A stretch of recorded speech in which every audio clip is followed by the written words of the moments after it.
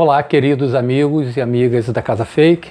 É com muita alegria que estamos aqui mais uma vez, juntos, para trazer uma interpretação sobre os capítulos do Evangelho segundo o Espiritismo.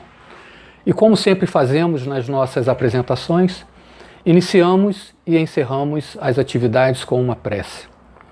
Assim, convido a todos a fechar os olhos, a respirar de forma tranquila, buscando acalmar os nossos corações e, sobretudo, orientar os nossos pensamentos ao nosso Pai Criador. Pai de infinito amor, de infinita bondade e misericórdia, Jesus, nosso grande mestre, irmão maior e conselheiro de todas as horas, José, mentor espiritual desta casa, que tanto nos auxilia, permitindo a troca de amor e da caridade. Amados irmãos dos dois lados da vida, agradecemos a todos, mas sobretudo a Ti, Pai Criador, por nos permitir esta oportunidade de estudar sobre as Suas leis, sobre as obras de Jesus, nosso maior pedagogo que tantos ensinamentos nos traz. Rogamos luz e proteção para a nossa tarefa de hoje.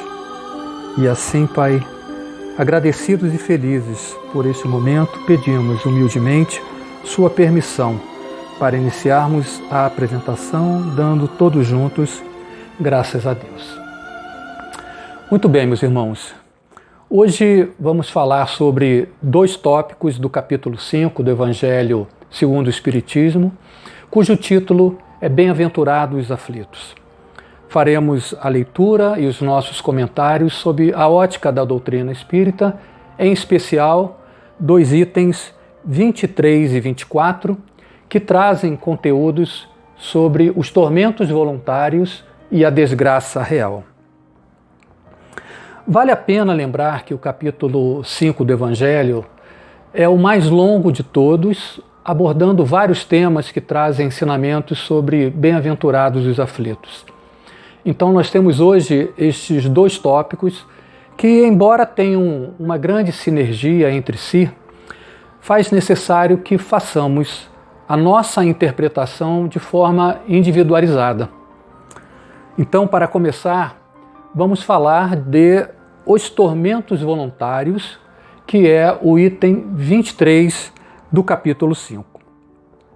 E é sempre oportuno trazermos algumas definições iniciais, pois alguns registros do Evangelho, não raras vezes, podem causar confusão quando lidos fora do contexto da época em que forem escritos. Então vamos lá. O que é um tormento? Podemos dizer que tormento é o ato ou o efeito de atormentar, é um sofrimento doloroso, uma inquietação, uma dor violenta ou até mesmo uma angústia. Voluntário é aquilo que não é forçado, que é espontâneo, ou, em outras palavras, é aquilo que podemos escolher e que depende exclusivamente da nossa vontade. Então, tormentos voluntários são as dores ou os sofrimentos que enfrentamos nas nossas jornadas e que são resultados das nossas próprias escolhas. Tendo então a compreensão do que vem a ser tormentos voluntários, vamos à nossa primeira reflexão. Será que nós, seres humanos, espíritos encarnados, buscamos realmente o sofrimento de maneira voluntária? Quem de nós gosta de sofrer? Bem, partindo do princípio que nós já entendemos que Deus criou os seus filhos sem qualquer exceção, com o propósito de atingir a felicidade em sua maior plenitude, como pode então que estes mesmos filhos sofram por vontade própria? Antes de responder esta questão, vale destacar que todos nós fomos criados da mesma forma, à imagem e semelhança de Deus, simples e ignorantes. Que Deus criou o universo e que todas as coisas que existem neste universo, inclusive nós, espíritos inteligentes, são regidas pelas leis divinas. Mas há um fato importante que precisamos destacar. Deus nos concedeu o livre arbítrio, permitindo que o caminho que iremos percorrer para sermos felizes, que é o propósito de Deus para todos nós, seja fruto exclusivamente das nossas escolhas. E é aqui que encontramos a resposta dessa questão. O sofrimento voluntário ou o tormento voluntário, na maioria das vezes, é consequência da nossa ignorância, do nosso desconhecimento das leis divinas que servem como balizas, nos auxiliando a seguir o caminho da retidão. E com o objetivo de tentar contemplar não apenas este tema de forma conceitual, podemos dividir os nossos comentários trazendo também uma reflexão do aspecto comportamental do ser humano. Então, primeiro vamos descrever agora aquilo que nos leva a indicar de forma conceitual as causas raízes dos tormentos voluntários. Nesse sentido, vamos abordar e destacar alguns trechos do capítulo 5 do Evangelho segundo o Espiritismo que retratam as instruções recebidas dos Espíritos que ajudaram Allan Kardec a concluir essa obra. O tópico 23, Tormentos Voluntários, de autoria do espírito Fenelon, demonstra a visível fraqueza da humanidade que atravessa as suas diversas encarnações tentando encontrar a felicidade, só que baseada numa visão completamente distorcida do seu verdadeiro significado. Muito provavelmente, pelo desconhecimento da vida futura, o homem termina por atribuir mais valor às causas materiais ou às coisas materiais que a vida proporciona em detrimento das coisas do espírito. Quando essa visão leva o homem a estabelecer que a vida presente se inicia no nascimento do corpo e vai terminar definitivamente quando esse mesmo corpo físico perecer, faz com que ele tente buscar rapidamente tudo aquilo que acredita lhe trará a felicidade, ou seja, as coisas materiais. Desconhecendo que somos espíritos imortais e que teremos diversas experiências encarnatórias, seus objetivos naturais passam a estar ligados ao pertencimento de valores materiais, que podem se traduzir em riqueza, poder, fama, acúmulo de bens tangíveis. De maneira intuitiva, o homem se concentra em se preparar durante um determinado período de sua vida para competir com outras pessoas na tentativa de obter bens materiais que lhe tragam satisfação, status e talvez uma ilusória tranquilidade. Sua meta é conseguir rapidamente tudo o que for de melhor, como se não houvesse amanhã, pois é essa a imagem que o homem tem de felicidade. A observação indica que desde o início somos orientados a adquirir competências e conhecimentos que irão contribuir para uma vida bem-sucedida. Em outras palavras, a impressão, talvez até mesmo equivocada, é que somos educados e orientados a competir e não para servir. Vamos fazer aqui uma pequena reflexão. Quando vemos uma pessoa que está sempre muito bem vestida, de boa aparência, dirigindo um carro de luxo, de alto valor, ou morando num condomínio de luxo na praia, que vive viajando, enfim, automaticamente somos levados a pensar que aquela pessoa é bem-sucedida na vida, está provavelmente rico e também provavelmente feliz. Ao contrário, quando vemos alguém de aparência humilde, vestido com roupas normais, imaginamos que aquela pessoa é simplesmente comum, igual à grande maioria. E com poucas chances de errar, iremos achar que ela não é completamente feliz, pois visivelmente lhe faltam bens materiais. Claro que a gente não pode generalizar, mas pelos valores da humanidade, muitas vezes é a aparência que define o estado de felicidade. E neste ponto, vamos abordar também a parte comportamental do ser humano, que revela algumas formas de ele próprio criar os seus tormentos voluntários. Bem, mas que formas são essas? Quais comportamentos podem trazer tormentos ou sofrimento para nós? Quando acreditamos que ter êxito na vida é resultado do enriquecimento material, que é ter conquistado posições que, eu diria, nos outorgam poder ou fama, isso nos torna escravos de uma competição social. Nesse momento, nós começamos a medir a nossa felicidade em comparação com aquilo que outras pessoas possuem. Se acreditamos que ter uma boa casa, um bom carro, um bom emprego é sinônimo de sucesso e, por consequência, de felicidade, nós começamos a entrar por um caminho de objetivos materiais compulsivos.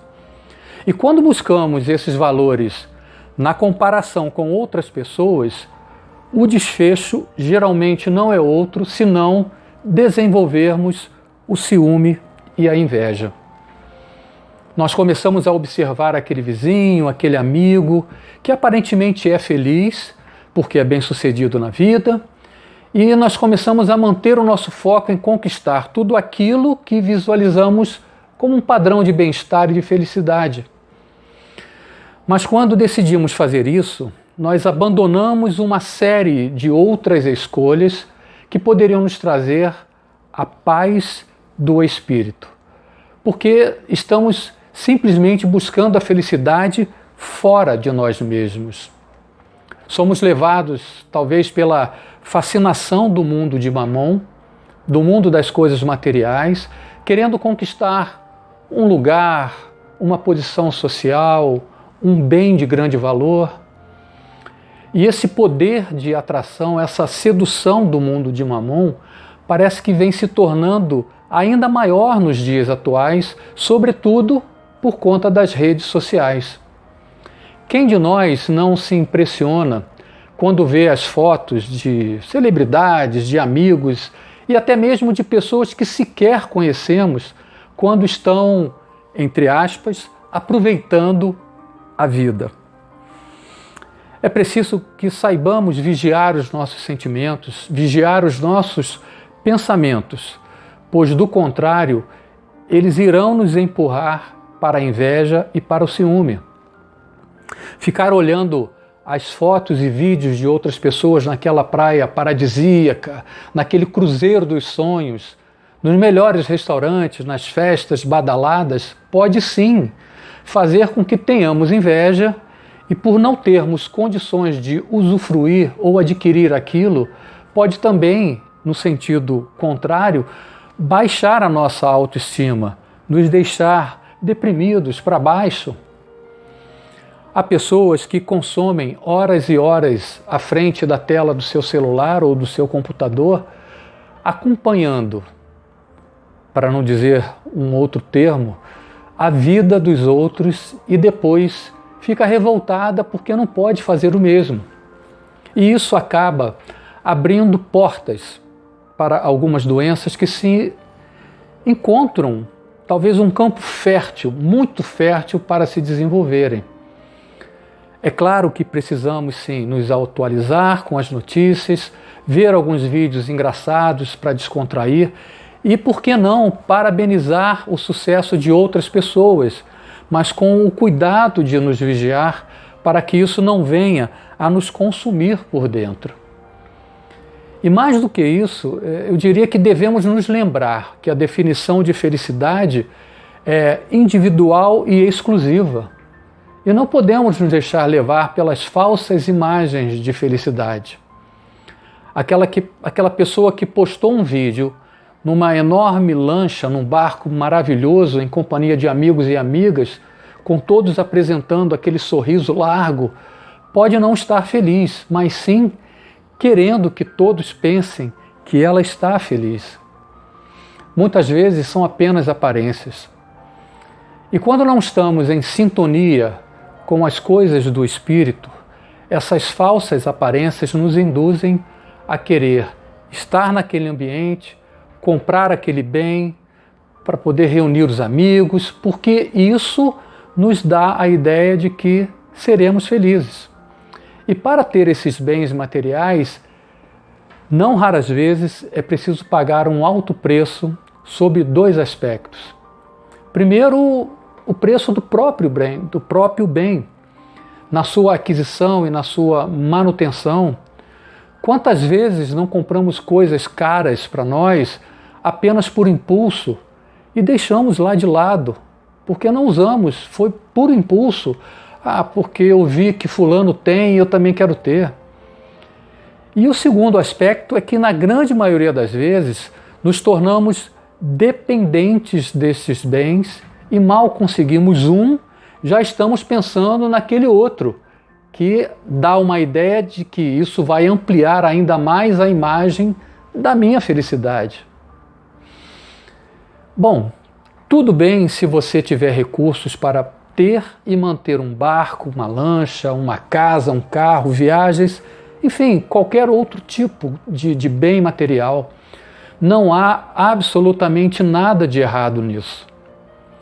No entanto, o que normalmente acontece é que o nosso foco, a nossa preocupação e dedicação ficam sempre voltadas para o material e nos esquecemos de dar valor às coisas que o dinheiro não pode pagar. Existem diferenças entre os bens materiais e os bens do espírito. A principal é que uns têm preço e outros têm valor. Uma viagem, um carro, uma casa, uma festa que seja, tudo isso tem preço, você pode comprar. E uma palavra de carinho tem preço? Um bom dia para o vizinho que você, ao sair de casa, encontra, tem preço? Um agradecimento a alguém durante o seu dia tem preço? Um gesto que auxilia uma pessoa tem preço? Não tem. E todos nós sabemos por quê. Porque tudo isso está ligado às coisas do coração e não podem ser comprados. Todos esses bens ilusórios, bens apenas materiais, um dia serão deixados na terra, assim como o nosso próprio corpo físico, que o temos apenas como empréstimo.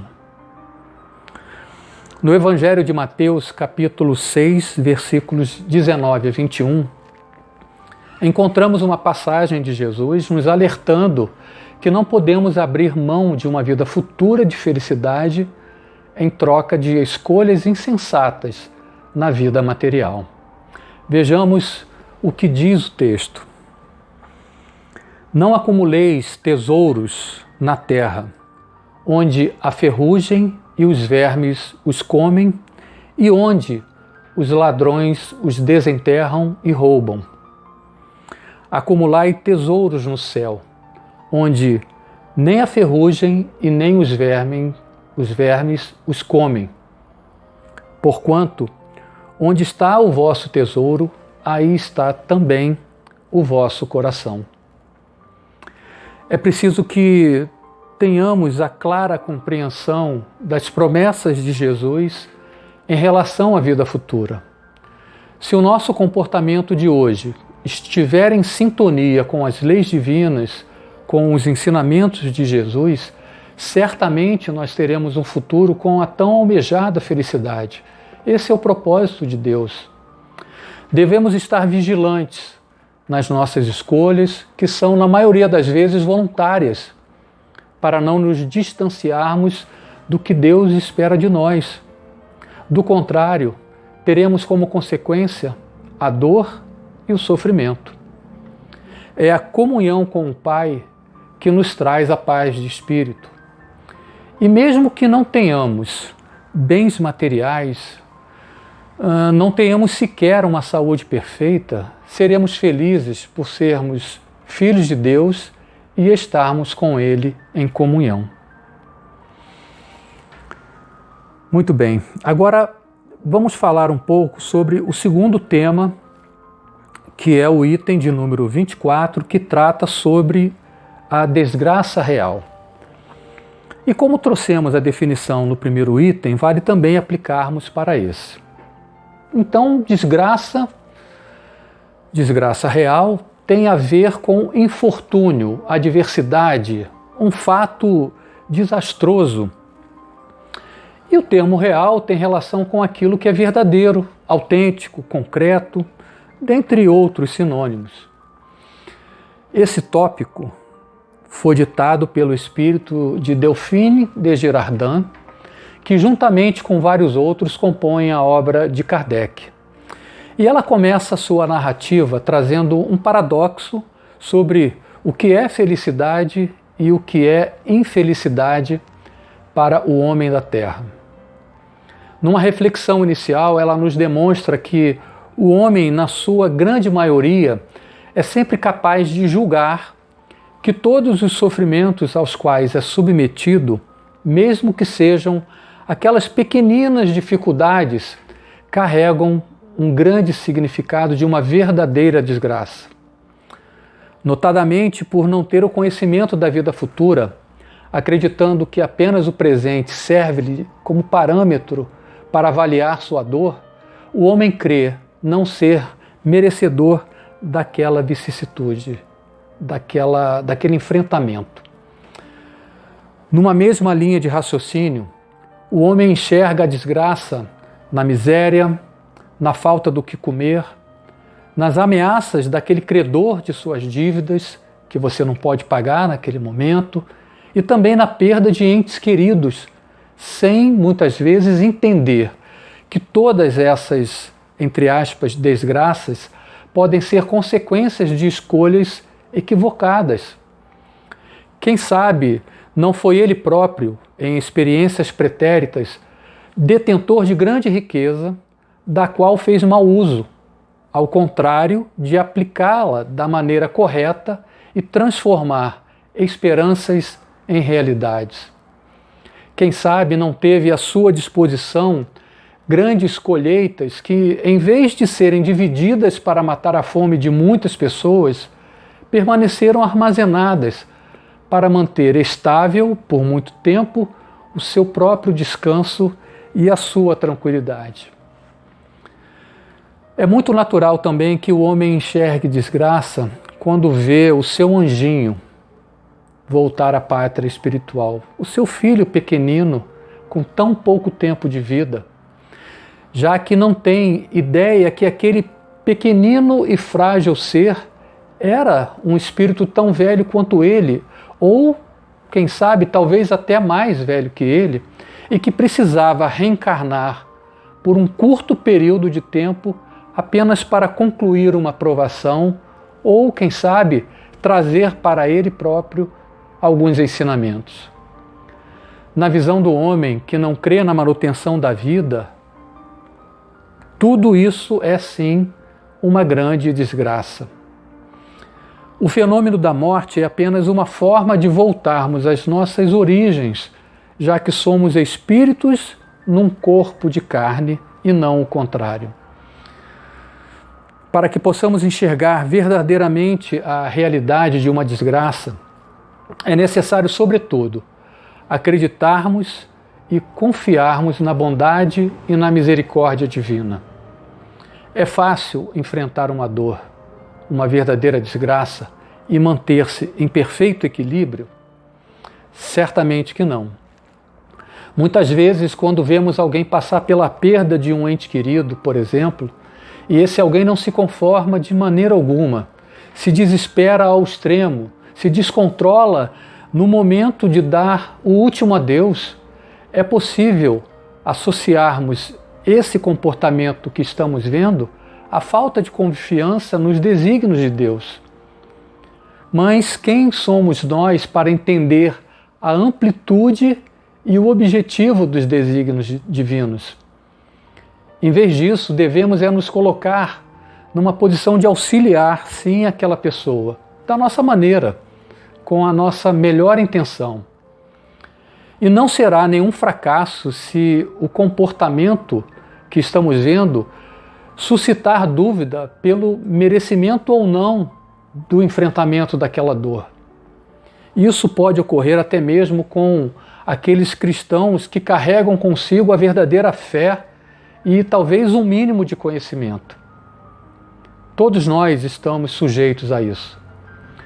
Por isso, vou descrever um pequeno fato real que encontramos, inclusive, na internet, divulgado pelo grupo de espíritos Allan Kardec. Trata-se da história de Joel. Joel, um legítimo cristão, sempre envolvido nas atividades assistenciais de um centro espírita, onde trabalhava, tanto quanto no seu trabalho material e também no seu lar. Num determinado dia, Joel desencarnou, vitimado por um acidente de trânsito. Para aquele movimento espírita do qual participava, foi um golpe duríssimo. E mais ainda para sua esposa Sara, que também era membro atuante naquele centro espírita.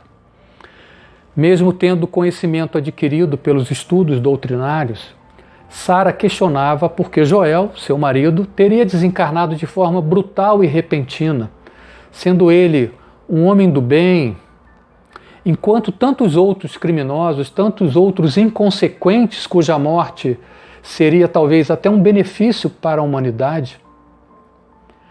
Muito transtornada e em profunda depressão, Sara não conseguia retornar à sua vida normal, chegando, em determinado momento, até mesmo a pensar em suicídio. Certa noite, durante uma reunião mediúnica da qual participava, um amigo benfeitor espiritual se comunicou com ela dizendo: Sara, sua inconformação não é compatível com os seus conhecimentos. Você, assim como muitas outras pessoas, sabe que nada ocorre por acaso. Em meio a muita angústia, ela argumentou: sim, sei que existem problemas kármicos em situações dessa natureza, mas aprendi que o bem que fazemos hoje é capaz de reduzir e até mesmo eliminar o mal que fizemos no passado. E ela continua: Joel era um valoroso instrumento da espiritualidade na Terra. Por que então sua vida não foi preservada? Como grande servidor do Cristo, por que não lhe foi dada a oportunidade de resgatar suas dívidas com a prática da caridade? O benfeitor espiritual, observando que ela chorava em demasia, aguardou alguns instantes e explicou num tom sereno: Sara, seu argumento é digno de ponderação, mas é equivocado, porque você desconhece a extensão do compromisso de Joel. O seu desencarne, além de baseado na justiça, foi um ato de misericórdia para o benefício dele e, sobretudo, para você. Diante dessa explicação, Sara rapidamente disse: não estou entendendo. E o mentor então complementa: de acordo com os compromissos que vocês dois assumiram na erraticidade, Joel deveria sofrer um derrame cerebral que o faria permanecer num corpo imóvel, incomunicável e com uma vida totalmente vegetativa. E você, Sara, deveria cuidar dele por cerca de 10 longos anos. No entanto, pelos seus próprios méritos, Joel foi poupado dessa dolorosa experiência, retornando à espiritualidade, de onde continua a auxiliá-la nos deveres que lhe competem conforme sua própria programação de vida. E ele está pedindo que você supere o sofrimento da separação, acreditando no glorioso reencontro de vocês na imortalidade. Deste dia em diante, Sara retornou à sua vida normal, encarando com naturalidade, com serenidade e coragem os seus compromissos, entendendo finalmente a grande dádiva divina que ambos receberam. É natural que as pessoas enxerguem desgraça quando enfrentam as vicissitudes da vida, não importando o tamanho ou o peso das consequências, mesmo para aquelas que já possuem um certo conhecimento, como foi o exemplo de Sara na história que acabei de descrever. É necessário que a humanidade abra os seus olhos para o Consolador prometido por Jesus. Os ensinamentos contidos no Evangelho servem como um guia para que alcancemos o conhecimento e a perfeita compreensão da verdade. E o entendimento nos dá forças para enfrentar a dor e para enfrentar e evitar o sofrimento. Há uma frase atribuída a Buda que diz o seguinte: a dor é inevitável e o sofrimento é opcional. Ok, mas o que essa frase quer dizer exatamente? Bom, primeiro que dor e sofrimento são coisas diferentes uma da outra. Dor faz parte da vida e por esta razão é inevitável.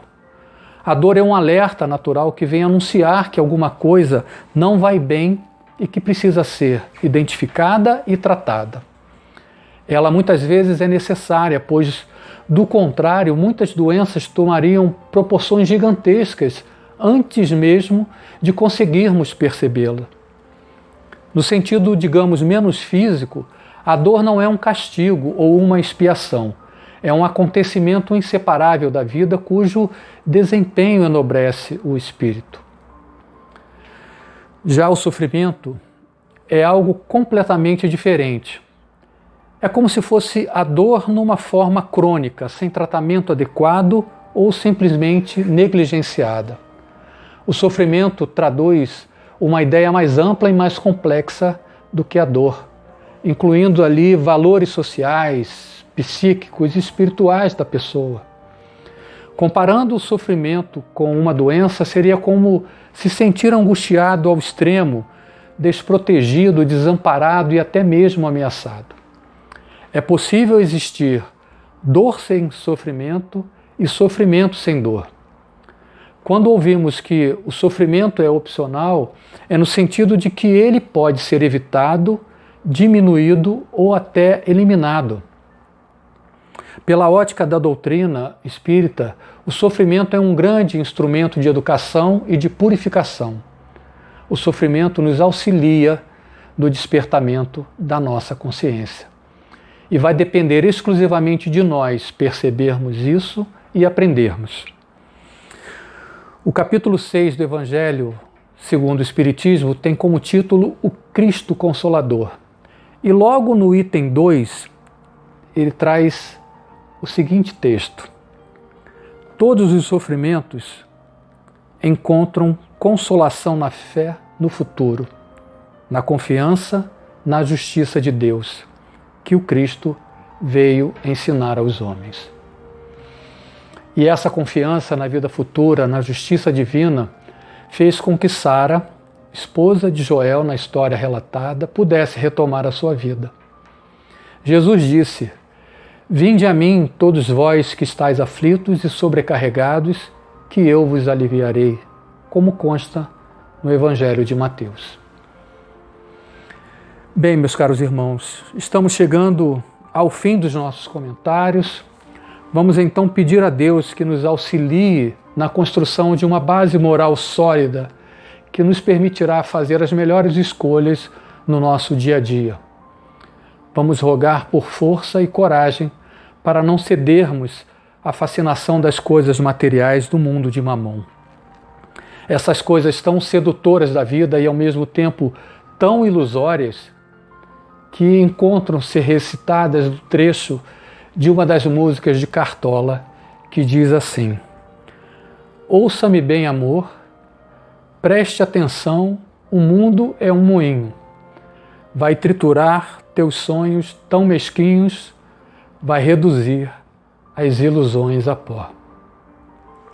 Que os ensinamentos de Jesus sejam absorvidos por todos nós, permitindo a prática do perdão na nossa vida. Que a gente consiga promover o bem através da caridade, amando Jesus na presença e na pessoa do nosso próximo. Graças a Deus. Bem, meus irmãos, então, como eu disse na abertura, sempre iniciamos e encerramos nossas atividades com uma prece.